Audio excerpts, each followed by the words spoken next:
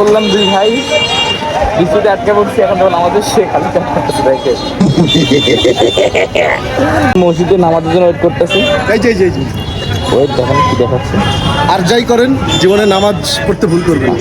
এবং একটা জিনিস ইন্টারেস্টিং ব্যাপার দেখেন, 18 বাজে 19 বাজে বাই দ্য ওয়ে, পিটিআই মোড়ের মসজিদের ইমাম কিন্তু আমার বন্ধু। 11 মিনিট আগে সে নামাজের জন্য অপেক্ষা করছে, ভাবা যায়? সবাই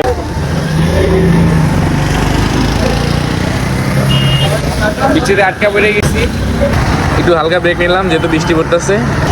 চাও শেষ, এখন আমরা যাবো কোথায় বলো? নোয়াপাড়া। আচ্ছা, নোয়াপাড়া এসে একটা জিনিস দেখলাম যে আমরা সুন্দরবনে গেলাম, সুন্দরবনের বাঘ দেখছি, কিন্তু বৃষ্টির কারণে সুন্দরবনের বাঘ নোয়াপাড়া এসে একটা বিল্ডিং এ উঠছে, যেটা কিনা ওই যে টাইগার বিল্ডিং। টাইগার বিল্ডিং এ সুন্দরবনের বাঘ ওইখানে উঠছে, আর আমাকে এই টাইগার বিল্ডিং মানে টাইগারটা ওইখানে যে উঠছে এই নিউজটা আমাদের দিছে হচ্ছে আমাদের নাদিম ভাইয়া। ওই যে দেখেন হাসে, ভাইয়া বাঘ আসলে উঠছে। যাই দেখি কি ওই টাইগার বিল্ডিং এ বাঘ উঠে বসে আছে, তাই না? সুন্দরবনের টাইগার এখন ওইখানে উঠছে, যার কিনা নাম এখন টাইগার বিল্ডিং। তো এটা হচ্ছে অভয়নগর নোয়াপাড়া।